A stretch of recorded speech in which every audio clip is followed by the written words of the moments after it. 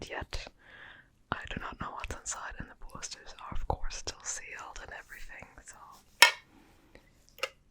yeah, there's a coin in here. Maybe I should tell you what's in here first. So if you've never opened one of these yourself, another good luck. Overnight, the MVP. You get 2 boosters in here, in this case 151. A coin with an energy symbol on it, and a Pokemon art card showing art from the back. Let me peel off the thing right away. Remember the video I said I would show it and then I forgot.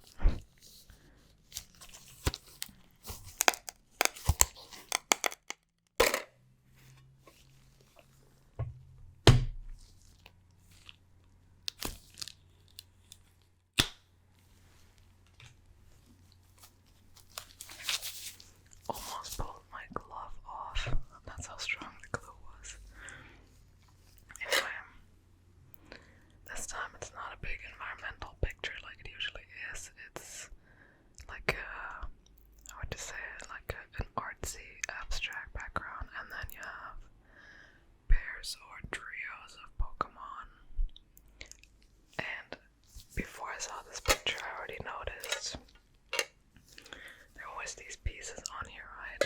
I hope you can see it's like geometry stuff. You can line it up if you have the tins. I only have 2 that fit together so far. But yeah. Let's open it. I wonder if the coins are matched to the Pokemon that's on the front, because we got a fire coin, and I have opened one of these before because I was so curious, and that one had Dragonite on the front, and I got a Dragon Energy in that one, so it seems like they are a bit more controlled in that way.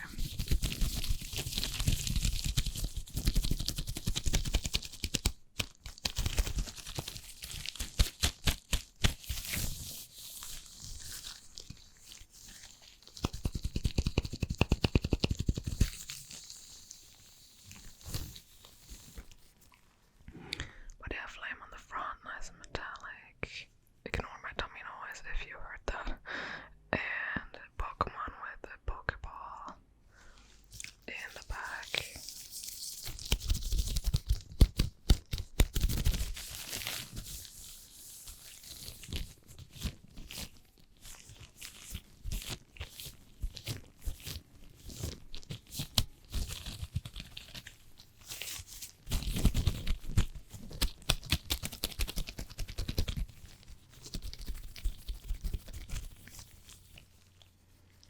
Sadly, I can't really tap through the gloves, but oh well. I tap a lot in other videos if that's important for you.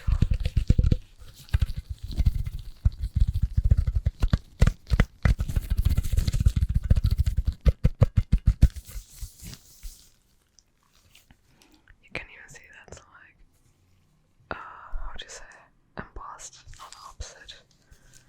What is the opposite of embossed? I can't remember right now, but yeah, it's like 3D.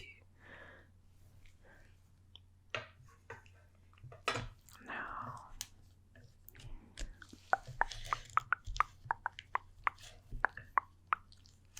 we have the card with the art that is on the front.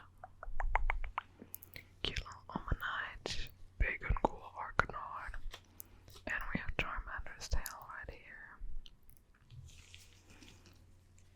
I think it's funny that they hid like a little hint of the starters and a lot of these, well, 3 of the tins. Arcanine number 59, legendary Pokemon. Height 6'3". Damn. Weight 341.7 lbs. That's like 150 kilograms ish. That's heavy. Damn. Its magnificent bark conveys a sense of majesty. Anyone hearing it can't help but grovel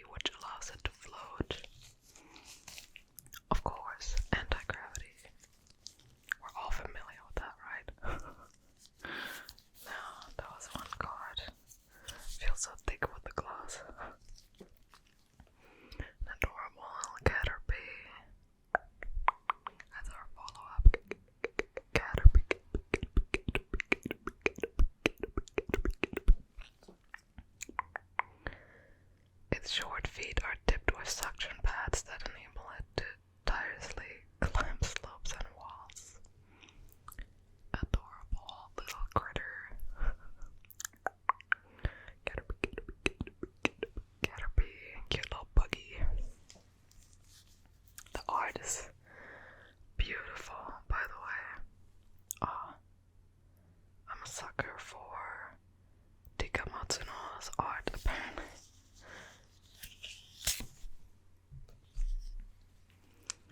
Eevee is our next one. Colorful friends and skip arts moves.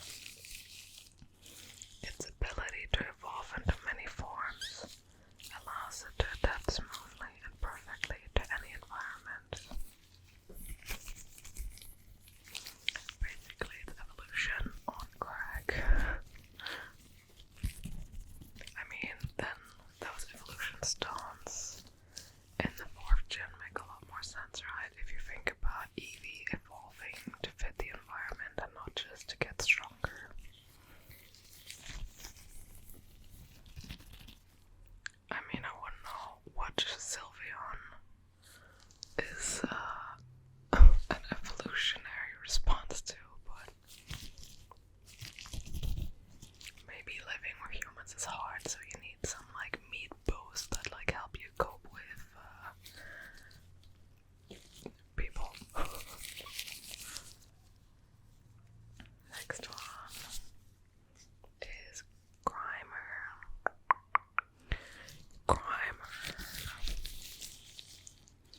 Gummy Press. During your opponent's next turn, the defending Pokemon's retreat cost is one energy more. Born from sludge, these Pokemon now gather in polluted places and increase the bacteria in their bodies. I mean, we have bacteria in our bodies, but hearing it like that, kind of gross. Okay.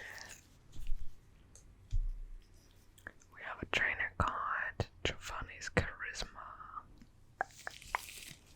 Put an energy attached to your opponent's active Pokemon into their hand. If you do, attach an energy card from your hand to your active Pokemon. Now I get why everyone at my local store is talking about it. Nice. I like that they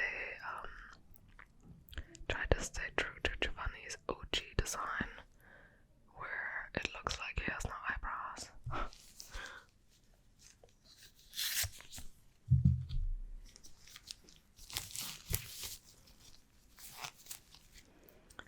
Next one is Rhydon. Crashing through rock. And it has the moves Ragdown, which deals 30 damage, and Charismatic Drill. If you play Giovanni's Charisma from your hand during this turn, this attack does 140 more damage. I feel like it's kind of a random combination, because if it was Persian, I'd be like, oh yeah, of course, but it's Rhydon. As far as I know, it doesn't even have a Rhydon, but whatever. Maybe they had to do something, you know, and they were like, well, we gotta give him something to combine. Protected by an armor-like hide, it is capable of living in molten lava of 3,600 degrees Fahrenheit. Well, I don't know how much that is in normal people temperature, but damn, that's hot to quote Paris Hilton. Next one is... This feels so thick, I always think I'm pulling off 2 cards.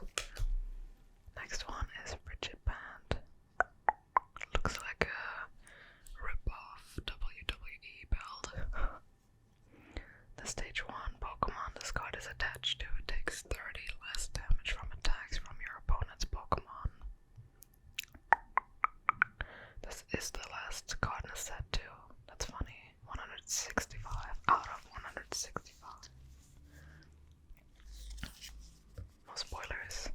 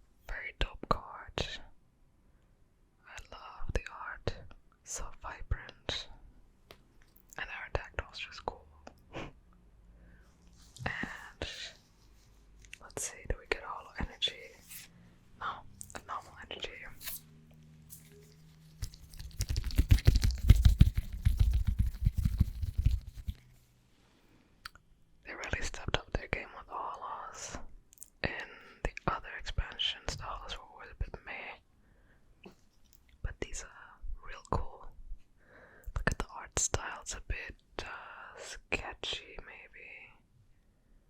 At least there's a lot of painterly stuff going on Aerodactyl. Cool. And that was our first booster. Let's open the second one.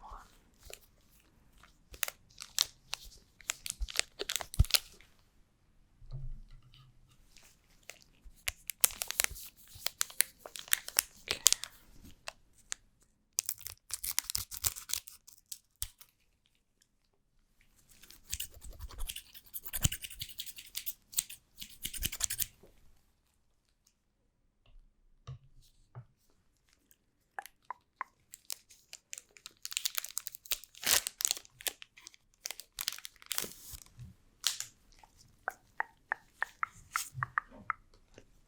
Now, our first Pokemon is Diglett.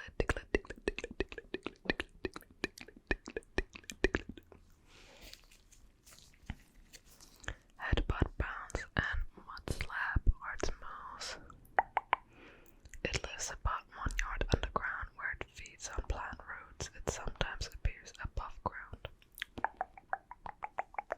I mean, we always see it above ground, so sometimes a bit more than that.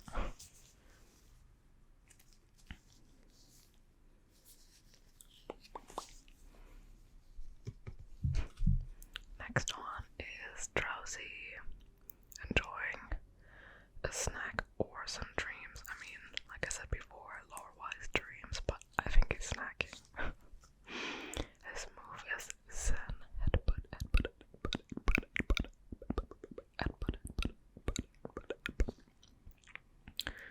It remembers every dream it eats. It rarely eats the dreams of adults because children's are much tastier, much tastier.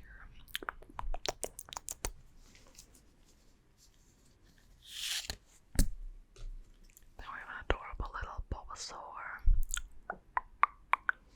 Very, very cute, very motivated.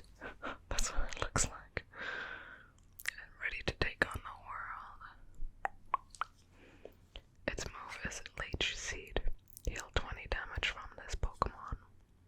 While it is young, it uses the nutrients that are stored in the seed on its back in order to grow. Oops. There we go. Dratini. Chilling at the bottom of the ocean, in between the seaweed. Seaweed. Its moves are Beat and Draconic Whip. It sheds many layers of skin as it grows larger. During this process, it is protected by a rapid waterfall.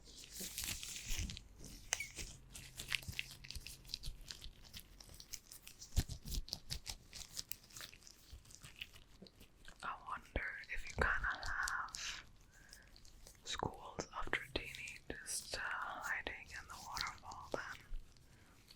Because there are probably not enough waterfalls for each Dratini to have their own. So you have a little bit of a salmon situation.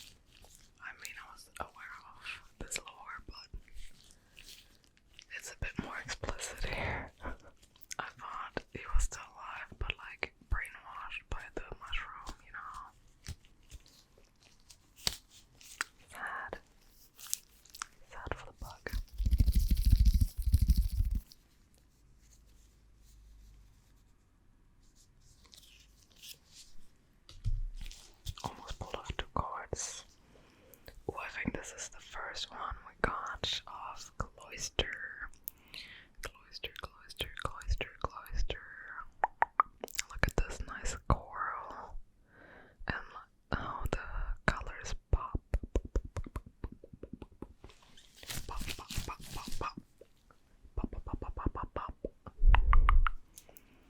Cloyster has the move Protect Charge. During your opponent's next turn, this Pokemon takes 80 less damage from attacks. Cloyster that live in seas with harsh tidal currents grow larger, sharp spikes on their shells. That kind of makes sense, because they have to get stuck on the rocks around them to not get blown away by the current. I always thought Cloyster was a weird evolution. It looks so angry. And, well, Shelter's just adorable, you know? It's like silly. And then Cloyster's like, I'm gonna beat you up. We got another Giovanni's Charisma. Very nice. Definitely does not hurt. Next up, our first reverse is a mug. Looking slimy and grimy as per usual. Sticky Gel and Sludge Bomb are its moves. Oh, these dark reverse cards are difficult to read. Oh my god, and I don't have my glasses on. It's thickly covered with a filthy, vile sludge. It is so toxic, even its footprints contain poison. I bet in the Pokemon world there's like a whole cleaning team that just runs after any mug that might be on the go, you know. Next one is a reverse Ghastly. Let's see, is it? Yes, it is Tomokazu Komiya, who also drew